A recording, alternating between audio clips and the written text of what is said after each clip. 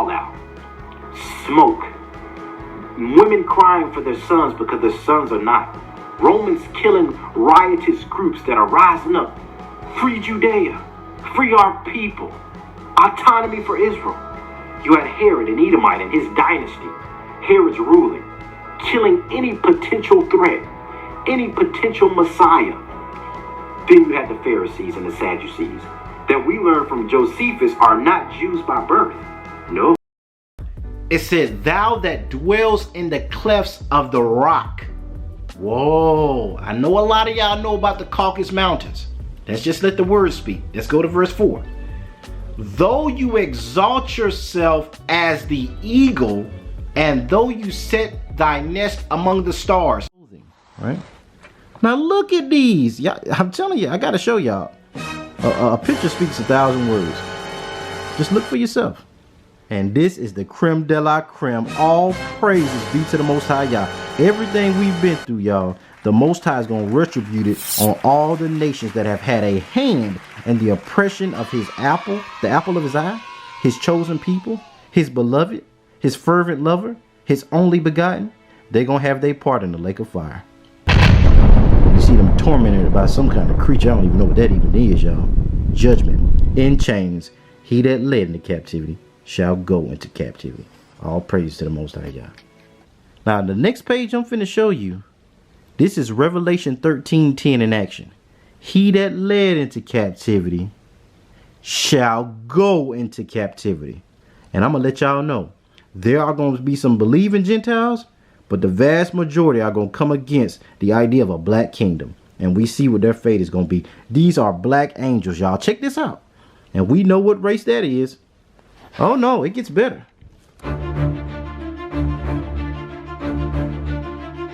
What's up, Zion Dynasty? This is your favorite dreaded Israelite, the man, the myth, and the legend, Mr. JB Zion. Y'all show me some love, show me some love. I love y'all from the bottom of my heart, y'all. We could not do this without y'all. All praises, glory, honor, dominion, power to the mighty one of Jacob, the deliverer of Zion, the resurrector of the 12 tribes of Israel. And first, family, I want to say peace, love, blessings, and black power to the chosen race of the Most High, Yah, the kings and queens of this earth, the inheritors thereof, the 12 tribes of Israel scattered, all my Hebrew Israelite brothers and sisters. We could not do this without y'all. Y'all mean everything to me. So many of y'all are just being blessed. Y'all are what makes this channel thrive. Without y'all, this would be nothing, y'all. So I give y'all the glory and I thank y'all. But not just y'all, but I want to send peace, love, blessings, gratitude to all the Gentile supporters as well. Not the ones that's trolling, though. Those that are rocking with Zion. Those sojourners of Israel that are supporting this work as we bring out that smoke. We got all the smoke. And resurrecting the 12 tribes of Israel, those dry bones that Ezekiel said. This is the channel where we do these things, y'all. We do these things. This is the channel where we got the DNA, we got the archaeology, we got the old bones, we got the Harvard studies, we have the Harvard scholars, we have the Oxford scholars, the Cambridge scholars. Without a shadow of a doubt, we, my friends, we, my brothers and sisters, are the 12 tribes of Israel, the descendants of the biblical Israelites. And this, that channel where we do these things. So I thank you guys from the bottom of my heart. I could not express the gratitude enough. You guys you guys fight for me. You defend this work. You defend this cause. Y'all are supporting. Y'all are liking. Y'all are sharing. You're commenting. Cash App donations, just everything, y'all. I mean, the days that some days you just feel like, man, I'm just, you know, you're grinding, you're going hard with kids and working all these different things. And it's hard, you guys. And some days I'll be like, man, am I really meant to do these things? And then I get a comment from one of y'all saying, JB, we haven't found nobody like you. There's nobody like you on YouTube. You're like the Dante Fortsons and Benea Israels. And y'all say these things and I would have never dreamed the Most High could have used this channel. And y'all, I know I haven't done an up-to-date shout out about where we are as a channel. But y'all, we got 9,000 subscribers. A lot of y'all, like, Sister Blackberry, Child of God, T Turner, even Dr. Sean. A lot of y'all have seen this channel go leaps and bounds. I gotta share this testimony with y'all. I just got to, because if it weren't for you all, these things wouldn't happen. Now, a month ago, your boy had about 377 subscribers, and I am not kidding. It might be at 3 weeks and a half. We are sitting at 9,100 subscribers that have become a part of this Zion Dynasty family as I'm shooting this video. Let's go, Yoruba! Benai Ephraim of the tribe of Joseph, the son of Jacob. Y'all, that stuff is crazy. I'm talking about at the time of me shooting this, we have 9,100 family members, y'all. And y'all, it is crazy. Like, only the Most High could do these things. We are on the road to 10,000 family members, y'all. And I could not do this without y'all. I'm gonna put that cash up as I usually do. If you guys want to support, donate, no pressure, and that kind of thing, to help us continue to get this content out, to do this research. There's a lot of things I still want to do. I'm looking into some books, right? Your boy looking into it, because y'all have me feeling like, man, I'm destined to do this work. And I'm looking at a lot of different other avenues to be able to get this information to y'all, because a lot of these books, since your boy been going in, they have been getting rid of or price gouging. The Vornay doesn't exist anymore. Russian Icons, the clips I show you guys, that book y'all haven't been able to find on Amazon.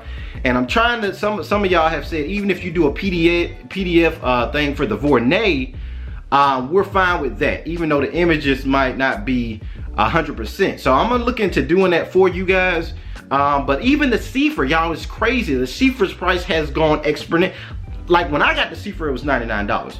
I had a sister and a brother, a queen and a king, comment and say, yeah, JB, they didn't shot the price up. Like, that thing's like $350 plus now. And I'm like, man. So I'm telling y'all to get this literature.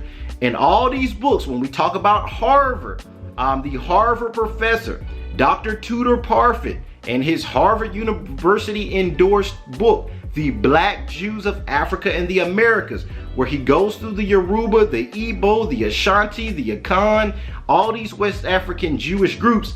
Y'all get these books. This is scholarship.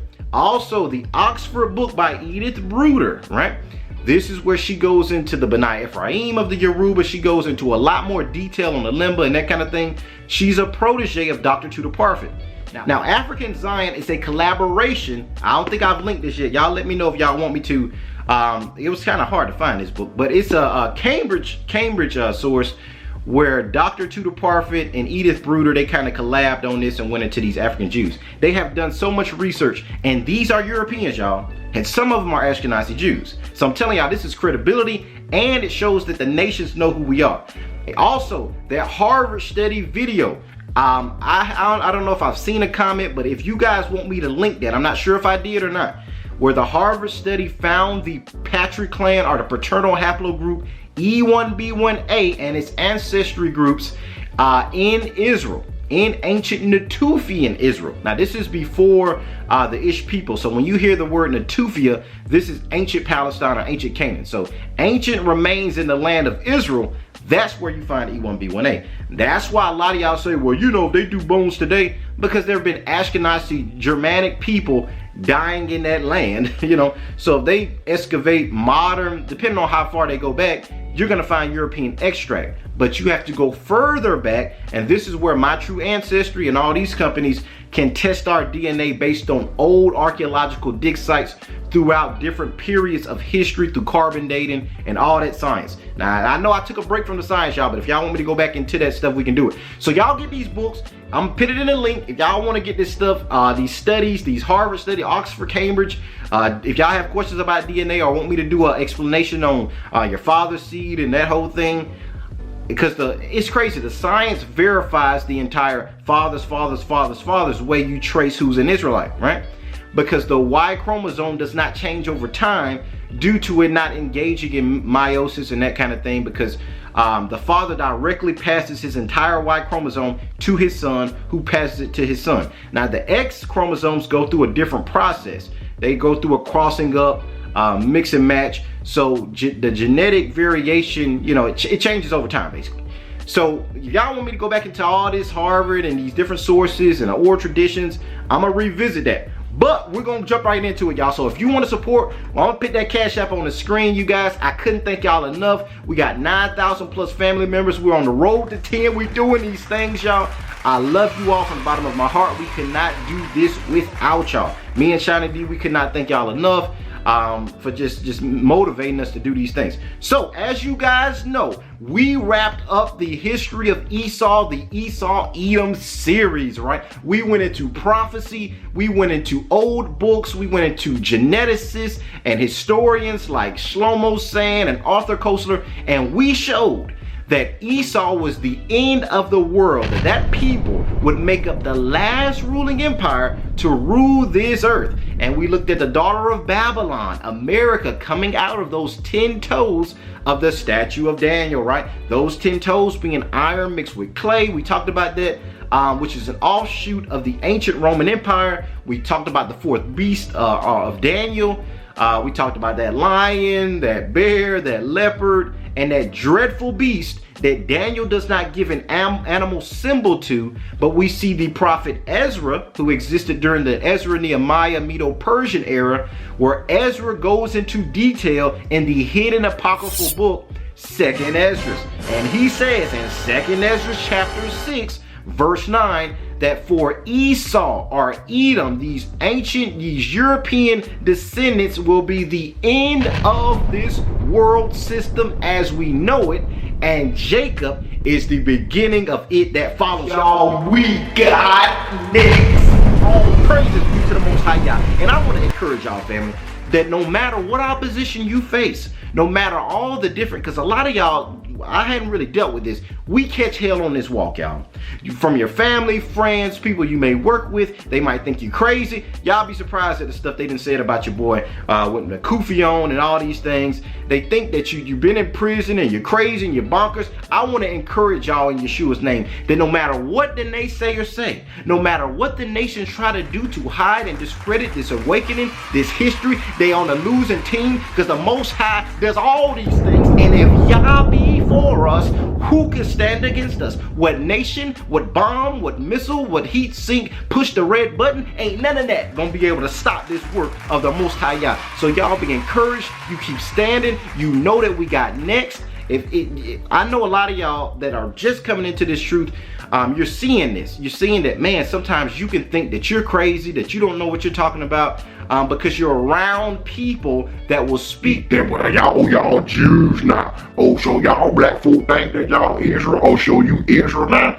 You just a black Negro. You'll come against that type of spirit of people that don't read their Bible, that haven't read scripture in its entirety, that most certainly don't know about Apocrypha or DNA or the oral tradition of the tribes they come from. Y'all understand, most of these Negroes that you come from are getting their facts from these urban apologists, gravesite junkies, to be able to learn absolutely diddly squat. And shout out to y'all as well. Y'all motivate your boy. Y'all keep me going, because a lot of them teach our people that neither Jew nor Greek, you know, these things don't matter anymore. Israel's done away with. Replacement theology. And that's why I tell y'all, the Christian church is the devil that the Bible speaks of, because Christianity is that Roman construct that was used by the Europeans, Daniel's statue, those 10 market companies, these European powers. White supremacy is fueled by this Eurocentric, westernized Christianity that tries to sever the umbilical cord of Yeshua and his people, get rid of the mama, to take the baby, make him immaculate, and forget about Israel. As if Christ didn't cry for his people. As if Christ didn't weep for Jerusalem. As if Christ didn't pour his soul out for Lazarus. Right? Y'all gotta understand, this is Christ's family. So how dare an adopted end, potentially, because some of y'all ain't gonna be adopted in, attacking the firstborn, but some of y'all that might be spared, how dare you attack y'all's apple, the apple of his eye? Y'all, we talked about in Jeremiah 31. And I know I'm going in, y'all, but I just want to encourage y'all. We talked about in Jeremiah 31 that the scripture says, as long as you see the sun in the sky, as long as you see the moon shining so bright, as long as you see the stars and the waves roaring and the strength thereof, Israel will never, and I repeat, never cease to be a nation before Yah. He loves us, y'all. And don't feel bad about standing for your heritage. Don't feel bad about keeping Torah and saying, I'm an Israelite, I'm Judah, or I'm Naphtali, or I'm Benjamin. Be proud of who you are. Anybody that tells you otherwise is the devil that the Bible speaks of, and you need not fear, O daughter of Zion, for your deliverance draws nigh. So y'all, we've been talking about these Europeans are the end of the earth, y'all. They are the end of the age, and our people, we got next, y'all. We got next. And we are going to rule in the age to come when Yeshua returns and establishes his kingdom in the earth. And these nations are forced to bow to the black Messiah. All praises to the Most High Yah. So we ended that series, y'all. And then we went into talking about these current events because we're setting the stage for that kingdom series. We talked about NATO. We talked about Gog and Magog and Russia and all these different powers that are getting ready, according to Joel chapter 3, to go to the valley of Jehoshaphat, where they're going to fight it out. And in the midst of all this fire, in the midst of all this destruction, the Most High is going to take his heritage by the hand and lead us out of the land of the north. Lead us from Babylon, that great eagle who has her talons sunk into the remnant of Yah's people, that Yah will judge her. And we're that lion that we saw in 2nd Esdras that woke up and said, wait, you're that eagle that the Most High, that I have allowed to exist in this world, that the end of the nations, the end of the world might come through thee. And as soon as that lion woke up to who he was, as soon as that lion confronted his enemies, that eagle burst into flames. This is what's going to happen to Babylon, y'all.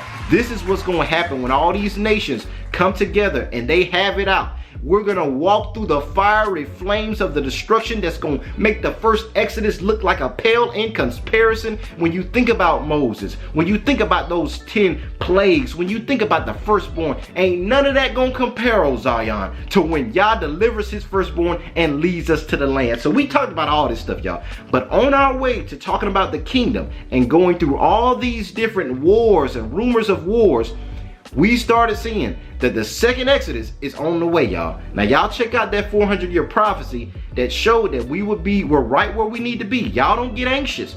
We're right where we need to be. Right after 2019, we saw COVID, we saw this pandemic, we saw just chaos breaking out because Yah is awakening his people. He's sealing that number of the believing Israelites, and he's executing judgment on these nations. So we are right there, Zion, to the second Exodus, where the Most High will deliver us from these countries that he has scattered us to. We saw that in Deuteronomy chapter 30, where the Most High said, after all these things have come upon my kids, after I took my belt off and whooped their behinds, because they want to be like these nations. Our forefathers wanted to be like everybody else, just like we saw during the time of the Maccabees, with the Hellenists and these Israelite coons that wanted to, oh, we want to be like the Greeks. You know, we want a Colosseum game. We want a Senate. We want a this and we want a that. The Most High turned our people over to these nations. But the Most High said, I ain't going to leave you like that. After all these things have come upon my kids, I'm going to come regather you from all the countries that I scattered you to, and this is the gospel of the kingdom. This is the gospel that Yeshua preached. This is the gospel that the 12 apostles preached. Paul, all of these ministers, these prophets of Yah, preached and taught of a time when Yeshua would come, or when Yah would regather his children because of these curses, because of Deuteronomy 28, that Yah would have to regather us from all these countries and take us back to the land. So we saw that in Deuteronomy 30. We saw that in Leviticus 26. We saw in Jeremiah 16 and Jeremiah 23 that first Exodus ain't gonna compare to when he takes us out of the north country. And y'all, that's when we got to these chariots, y'all. So I know that's a big review. I gotta go through this for the people that are just tuning in, y'all. Our family is growing crazy every day. So now we're back to these chariots, y'all. And we're about to talk about the Most High Yah Sabaoth. Now, Sabaoth is a Hebrew term for angel armies or the host. So when you read in the scriptures where it says that the Lord of the host, this is talking about Yah Sabaoth. Yah Sabaoth means that the Most High Yah has an army. He has a fleet, if you will, of these angels, these mighty beings that do the Most High's will without fail. They have one-track minds. They are created as ministering spirits to go wherever the will of Yah leads them and accomplish everything that he tells them to do at a spiritual level. They just do, right? You know, they're kind of different from human beings in that we can rationalize and think and that kind of thing.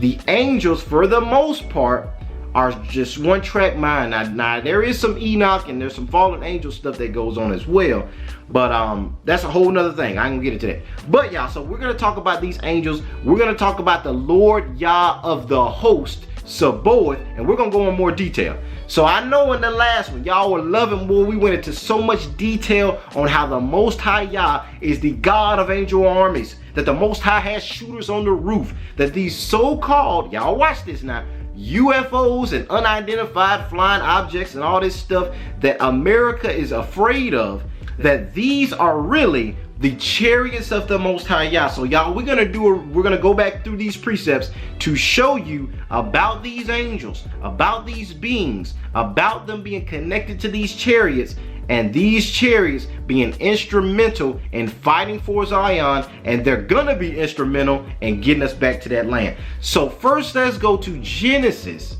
chapter 1, and we're gonna begin at verse 26, where we talked about a mystery. Now in Genesis 1:26, we saw the Most High Yah Elohim say, "Let us make man in our own image, after our likeness." Now I'm gonna pause right there. So we see Elohim, which is plural, right, in the Hebrew, for the gods or the principalities or the powers. So we see a mystery where God is saying, let us make man in our image. Who is the us that he's talking about? Now when you look, now this stuff is deep. The angelic beings are described in chapters like Ezekiel chapter 1, where it goes into what these beings look like, right? Now we know that they had the appearance of burnished brass, that these angels and a lot of these ministering spirits that Abraham encountered, that Paul says that a lot of you have entertained unawares, were actually angelic beings that looked similar to Israelites, right? Now, I didn't go through these precepts in detail, but I'm gonna mention them for you guys. Tobit chapter 5, verse 3 through 13. Y'all check that out. Now, I might put it on the screen, but in Tobit 5, verses 3 through 13, you see the angel Raphael interacting with another Israelite, and that Israelite does not perceive that Raphael is an angel. Now, some of y'all, you never know, may have entertained agents of the Most High Yah and not known it. Now, when we look at Joshua, I believe in chapter 6, we see the captain of the Most High's host. This is Yah Sabaoth. This is the captain of the host that Joshua is encountering, and Joshua says, "Who are you?" And Joshua takes his sword out to get ready to cut this dude and said, "What are you doing? We getting ready to fight against Jericho." And he says, "As the captain of the Lord's host, I have shown up to do his will." And Joshua falls on his face and says, "I beseech thee." Now, a lot of us read that and be like, what just happened? They're getting ready to go to war, and Joshua sees this cat, and Joshua has reverence and bows down before him. He could have been an enemy or something, right? Why does Joshua do that? Joshua perceives that this being is actually an angelic being of the Most High Yah. So y'all, it's a lot of mysteries about these beings and them looking just like any regular Israelite, and you would not know it. So in Genesis 1 verse 26, when it says that God said, "Let us make man," the Most High Yah is speaking in the council of his host that we're gonna make man out of the dust of the earth, which would have meant he would have been a colored man, and we're gonna make him after our likeness. Not just that, y'all, but we went to Genesis chapter 5, where we looked at Enoch. And when we looked at Enoch, y'all, we saw that Enoch walked with the Most High Yah. He pleased the Most High Yah. He had a son. It talks about Methuselah, that was the oldest man that lived in history, 969 years.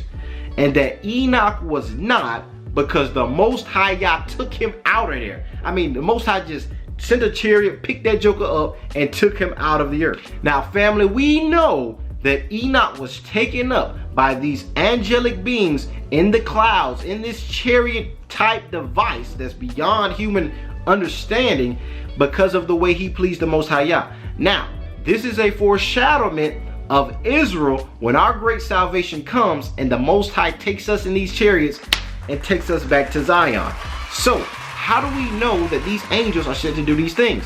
We talked about in Hebrews chapter 1, verse 7. Let's look at it. We looked at in Hebrews 1:7 that these angelic beings are actually ministers of the Most High Yah to the heirs of salvation. That's what their duty is to watch over us, y'all. These angelic beings guard us. Sometimes they protect us from dangers that you have no idea about. Car accidents, just is random stuff.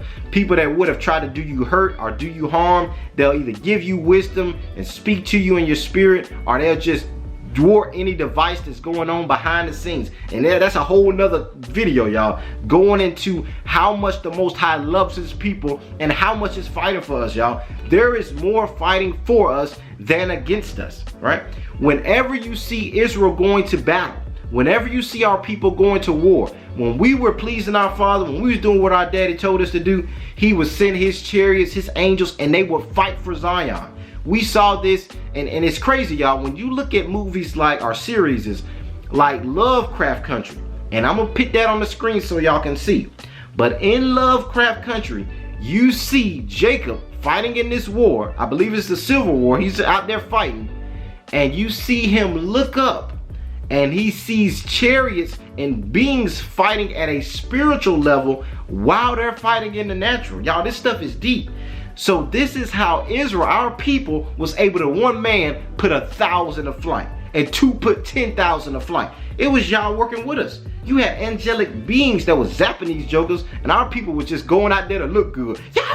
Y'all wouldn't talk to me. Our people was just going out there to shine in the light of Yah's glory, because it was the Most High's work, and it was marvelous in our eyes, because the Most High's angelic being, his host, was actually fighting for us. But not just that, y'all. We looked at in Psalm 68 that when that captivity ends, when Yah leads us out of bondage and takes us back to the land of our forefathers, that these chariots are going to be involved.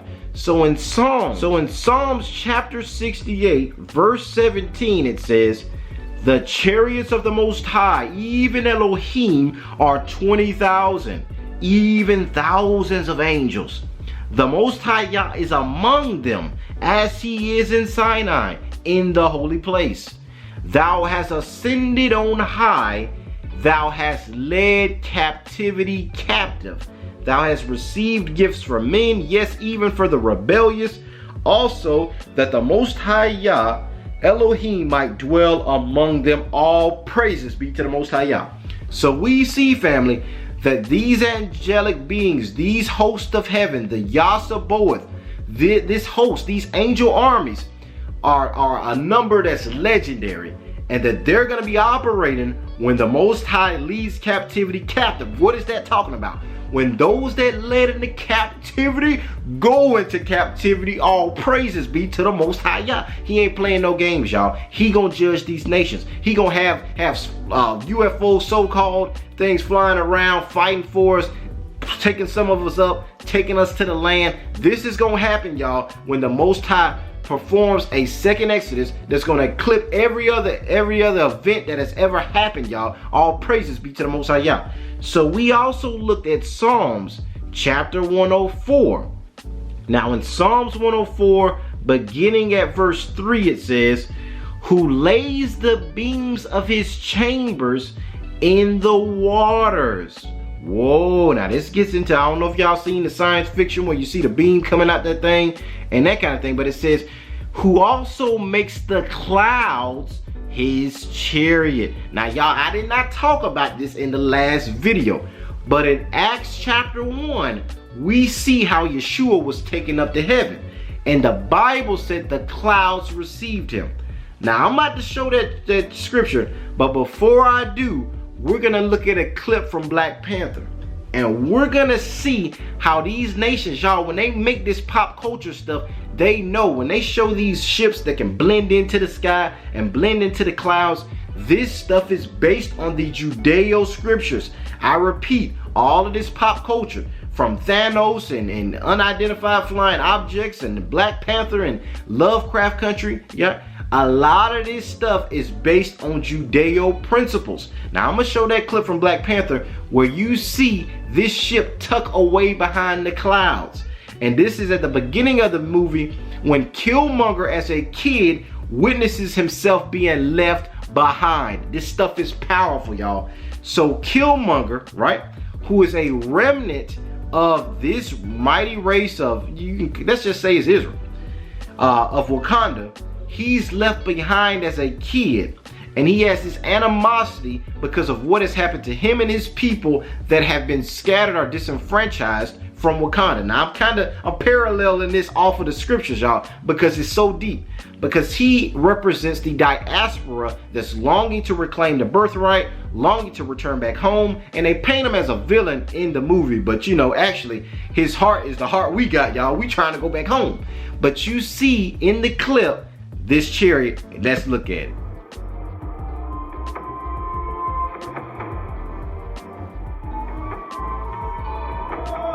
My prince, we are home.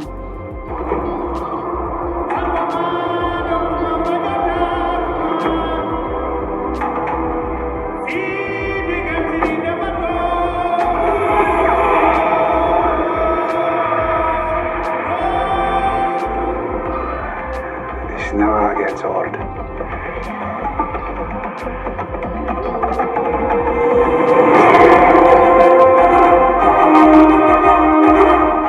So we saw that as Black Panther is going back to the city of Wakanda, that it shows even the city itself was shrouded, was tucked away, and the shift goes through. I'm telling you, that thing powerful, y'all. The movie Black Panther has a lot of Israelite Zion feel references to it, where we see ourselves going back to that land and that kind of thing.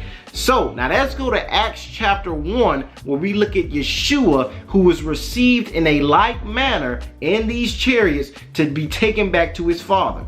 In Acts chapter 1, beginning at verse 6, we read, "When they therefore were come together, they asked of him, saying, Lord, will you at this time restore again the kingdom to Israel?" And now, y'all, this is what's setting the stage for our entire kingdom series, where Peter himself shows that the kingdom was Israel, was us being restored, was us becoming above all nations, which is the reason why he made Israel from the beginning. We were meant to be a light to all nations, above all nations, ruling the earth, and restored to be able to go back to that place. So Peter's saying, Yeshua, you rose from the grave. Lord, at this time, are you going to raise us up and make us a mighty nation? Are you going to restore the kingdom? Now let's see what Yeshua says.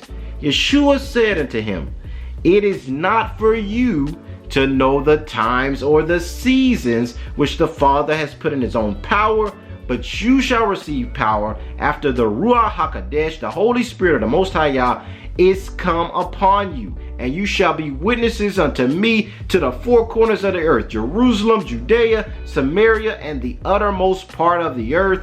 And when he had spoken these things, while they looked at him, he was taken up, and a cloud received him out of their sight. Now we just saw in Psalms 104 that the clouds are as the chariots. So we see that when Yeshua was taken up, shortly after, we see it mentioned that these angels said, y'all don't marvel, because the same way that he was taken up, he coming back. Let's read that. So in verse 10 it says, and while they looked steadfastly toward heaven as he went up, behold, two men stood by them in white apparel, which also said, you men of Galilee, why do you stand ye gazing up into heaven? This same Yeshua, which is taken up from you into heaven, shall so come in like manner as you have seen him. Now, where did these dudes come from, and how are they so comfortable with what's going on? Most scholars, any interpretation to tell you that these were actually angelic beings, but it describes them as two men, just like the two men that Lot entertained that went into Lot's house, that we see them wicked men try to do that wickedness, and they smite them with blindness. They also appeared as men. This goes back to Raphael in Tobit chapter 5 in the Apocrypha, where these angelic beings, these hosts of Yah, look just like any other human being or any other Israelite. So a lot of our people have dealt with angelic beings and we don't even know about it, right? So these men say the same way we're taking Yeshua up is the same way he coming back. And we're going to read that in 2nd Esdras, family. But first, let's go to 2 Kings chapter 2. So in 2 Kings chapter 2, family, we see a powerful scene. Now, we already talked about Enoch in Genesis chapter 5, how the Most High took him up. We just showed that when Yeshua rose, that the angels took him up also in this chariot. Y'all, another nugget. The Honorable Louis Farrakhan, the minister, him as well as Elijah Muhammad talk about Fareed Muhammad, Elijah Muhammad being taken up in these chariots. Now, a lot of my Muslim brothers, y'all know this. I'm telling you, all of these different groups have this consensus of interacting with these angelic beings that appear to be fighting for Jacob, y'all. I'm telling you, like, when we showed the clips in the last video with Oprah and all these different testimonies where they seeing these black beings on these ships and that kind of thing. But these are the hosts of Yah, made in the image of Yah, fighting for Israel to take Yah's people up. And we see this happen in 2 Kings chapter 2 with Elijah the prophet. So Elijah, when he's getting ready to leave off the scene, Elisha is like, man, I just want to be next to you. And if I can just get a piece of what's on your life, on my life. And Elijah said, now that ain't my thing, young buck, to do that. But if you're able to see, if the Most High allows you to see what's about to go down, then be it so unto you. So what happens is a whirlwind in the heavens, a fire enfolding in itself like a ship breaking through the atmosphere, comes and picks Elijah up and takes him up out of earth. And Elisha sees this thing and like, what? Now, because Elisha had this experience, the Most High, I'm telling y'all, sometimes it's what you connected to. And that thing can get on you. Because we see Elisha do more miracles than even Elijah did. But not just that. But in 2 Kings chapter 6, let's look at it. We see how Elisha's armor bearer saw all their enemies surrounding them. And he was like, oh no, oh my master, what are we gonna do? The nations, they surrounding us, they getting ready to take us, they really getting ready to kill us. And Elisha said, hey, wait, hold on, dude, calm down, man.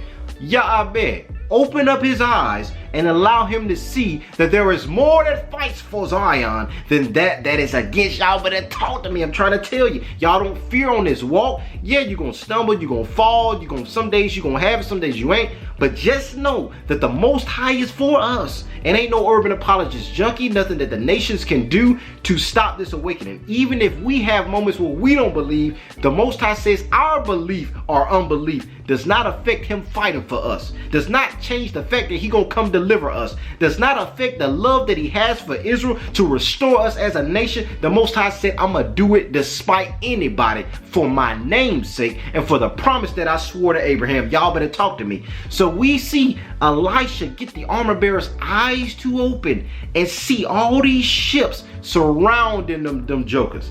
Because y'all, the Most High got them boys tucked away just in case things get out of hand. They gonna fight on our behalf. Y'all gotta understand that thing. So we went through all these scriptures, y'all. We showed how these angels, these hosts of Yah, are fighting for Israel. But what we didn't do, y'all, is go into detail on these chariots. Now, first I'm gonna show a clip where CNN and where I think the National Geographic are talking about these ships. White folks, y'all, is crazy. It's that spirit of Babylon Esau has, where they want to control. And if they see something that's beyond their understanding, they're going to try to conquer that thing, be able to overcome it. And this is why we have the Space Force. I showed y'all that clip with Donald Trump and all this stuff.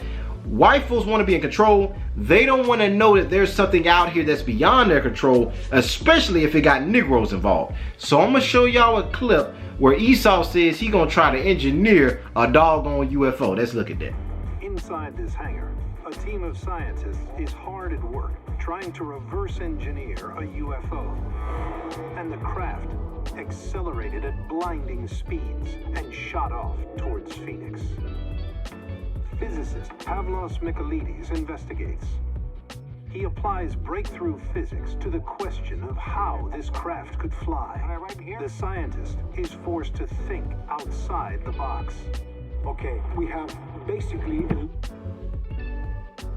So family, I already talked about how on the last video, the reason it wasn't able to be when I did the first part of the UFOs, Netflix came after me over that whole Dave Chappelle space use comment, where he was talking about how, you know, that this guy that used to be a slave, this black guy, ends up getting his freedom and taking these jokers in captivity, and he called it space use.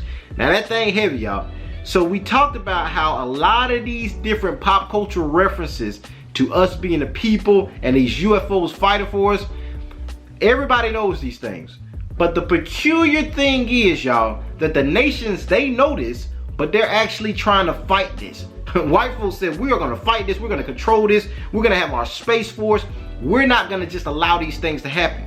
And we know this because in the HR bill, I believe it's 1242 of the United States, where Donald Trump signed the commemoration of the 400 years of us being in captivity, in that same bill, y'all fact check it for yourselves, in that same bill, we see the legislation for the Space Force. That the Space Force and us being in that 400, y'all better, I'm telling y'all, I come with receipts. In that same bill, it also talks about a Space Force. Now, why are they creating a Space Force? Now, we saw in that clip with Trump that he's trying to restore America back to her airfaring ways and her glory of space colonization and all this kind of stuff. But he also said defense, to be able to protect America from these different things. Now, I'm gonna show you guys another clip where they saw one of these chariots in the Holy Land of Israel. Let's look at that. There's a new video this morning that some say may be proof we're not alone in the universe. A UFO in the form of a bright light is seen descending over the Dome of the Rock in Jerusalem. The video is said to be taken over the weekend. Then suddenly the light shoots up into the sky. There you see it. Another video from a different angle appears to show the light doing the same thing. Those clips have gone viral now. As if Congress doesn't have enough on its plate, not that it's doing anything with what is on its plate, they're now looking into UFOs. At least they're doing something, right? Next month, Congress is expecting a report from the Director of National Intelligence and other agencies on UFOs, or UAPs. Now, that's the government term for them. It stands for Unidentified Aerial Phenomena. Why? Well, a retired U.S. Navy pilot came forward to say he and his crew witnessed an unidentified flying object on the coast of the Atlantic several times. And he's not the only one. Joining us now, someone who has personally witnessed sightings, retired Navy Chief Master at Arms Sean Cahill, joined by Christopher Mellon, former Deputy Assistant Secretary of Defense for Intelligence. The location. When he looks out the window again, the object is gone. He was very candid about saying that he did see something and it wasn't ours. It was a guy who was a general in the Air Force. He was a well-known fighter pilot and dead serious when he said something's going on. NORAD's official explanation was that the object was the discarded second stage of the Titan II rocket. But while McDivitt insisted that it wasn't what he saw. So y'all, we talked about, we got the space use, we got the Space Force, right, where America is trying to fight these things. We're seeing these chariots, these wheels come down even in Jerusalem, y'all. All of this going on, and now we're gonna look at Ezekiel chapter 1, because in Ezekiel chapter 1, it describes the nature of these ships, y'all. So in Ezekiel chapter 1, beginning at verse 4, it says, "And I looked, and behold, a whirlwind," the same whirlwind from Elijah, this stirring of the clouds of the heavens and this fire, right? A great cloud that we saw in Psalms 104 is these chariots, and a fire enfolding in itself, and a brightness was about it, and out of the flame, out of the midst thereof, as the color of amber out of the midst of the fire.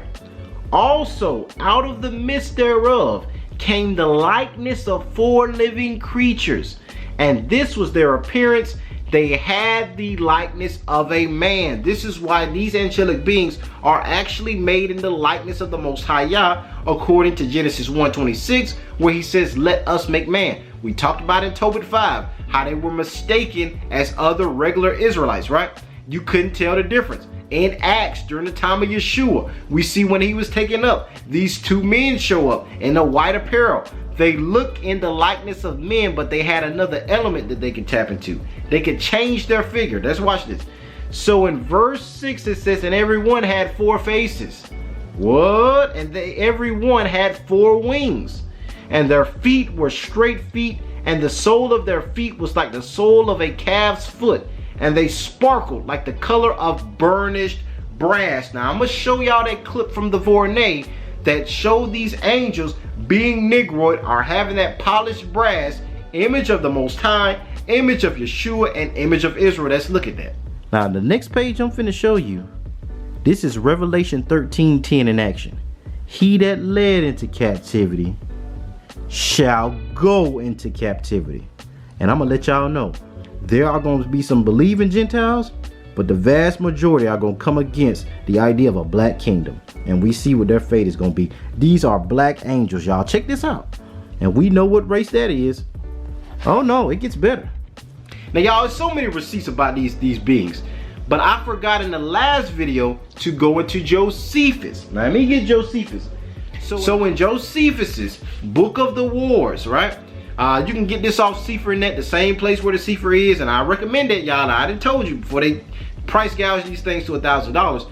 But in Josephus's Book of the Wars, Book 6, Chapter 5, in it, I'm gonna show that clip where he talks about that when Jerusalem was laid bare before Rome, when they came in under General Vespasian and his son Titus, and came in and desolated Jerusalem in 70 AD, that there was this sound that went forth.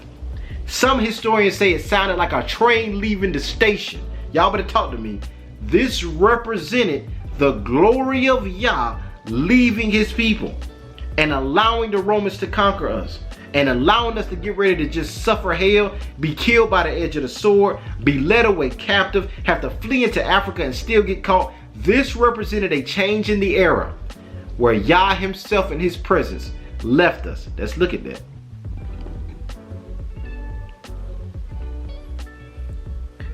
Shalom Zion Dynasty family. So we're gonna look at the most legendary historian, the Jewish historian Josephus, in his book of the Wars. Now in this book, Josephus goes into such a deep spiritual legendary explanation of what happens during the time that the Romans under Vespasian and Titus conquer and destroy Jerusalem. So what we're going to do, family, is we're going to open up and we're going to go to Book 6.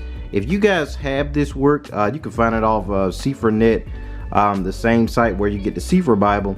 And y'all try to get this stuff if you can, because I'm hearing from a lot of the family that they're upping the price on this stuff dramatically now that Zion's waking up.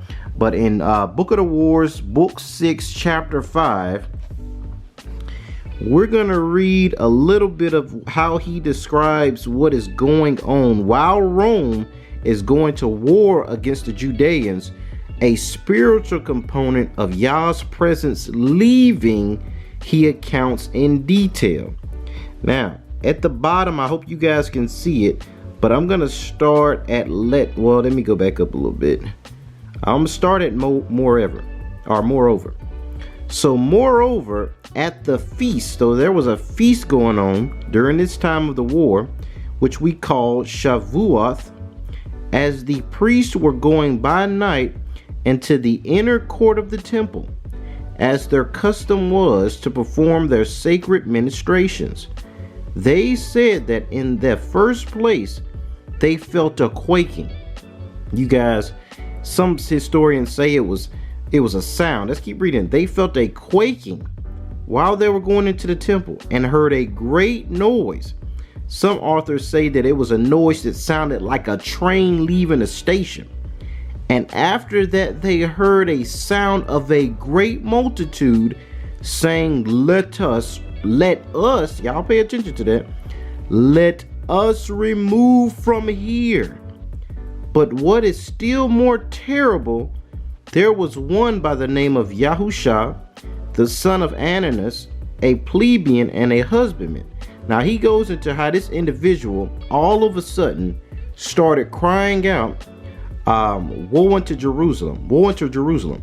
They even had to beat this guy because he would not stop saying it. And he would continue to say, woe unto Jerusalem, woe unto Jerusalem. But basically you have this guy that just goes mad. And during this time you hear this, like a train leaving the station, this great noise and this earthquake, and this mighty voice of a multitude saying, let us remove from hence. Now y'all, this goes into the Lord of the host, Yahuwah Sabaoth. This is when the Most High Yah, his literal presence, his literal angelic guard, leave from protecting our people, y'all, and the Romans proceed to destroy Jerusalem in 70 AD. Y'all, this stuff is deep, I'm telling you. There is a tangible presence of the Most High with his people that goes even into the angels and them being at the beck and call of Israel and them protecting us. All of that is one with Yah's presence. So when he turned us over into captivity, his presence left, his favor left, and the protection of the host left us. So family, this stuff gets deep, but what I'm trying to tell you is that in this season, the Most High's presence is returning to his people. Despite what it looks like, despite how it feels, the curses have been lifted and the Most High is returning back to get his people. All the favor, all the glory, all the power is returning to Zion, and he's going to get us back to that land, and there's nothing the nations can do about it. And a lot of this is linked to these chariots, the tangible presence of the Most High Yah. So y'all, we saw how these nations are trying to fight against this event. They are not just going to handshake the Most High. Trump and these different leaders are not going to just be like, oh, come on, do your thing. They are actually prepared to fight against the Most High. So when you see different movies, I'm going to talk about it. In Avengers, for example, with Thanos, y'all, I can go into a whole breakdown on him being a pop culture representation of the coming of Yeshua. Now, where did I get that from? Y'all like, what the? First of all, this being, this Joker Thanos is known as an extraterrestrial or some alien. Y'all understand, the word alien is used in the scriptures. When you see the word alien used, it's talking about a foreign race, another people. So when you see pop culture make it a fantastical being with green or red skin and all this stuff, that's just a scientific, just a pop culture kind of fun fantasy version. But the concept is deeper and it has to do with races and different people groups. So basically, America and the people that are ruling the earth during that time period, when we look at the Avengers, when we look at Captain America, they represent the people of the earth, the ruling power, the ruling elite led by America, and these aliens are another people. So just look at Thanos as just another person from another race. But when he shows up, he has a two-edged sword. Not just that, but he comes with these alien war crafts, one of which, known as the Q ship, is the literal exact manifestation of Ezekiel chapter 1, y'all. This ship looks exactly like how Ezekiel described these ships in Ezekiel chapter 1, as this wheel with this wheel in the middle of it, with this burning amber and fire unfolding in itself. And we're gonna look at that clip, y'all.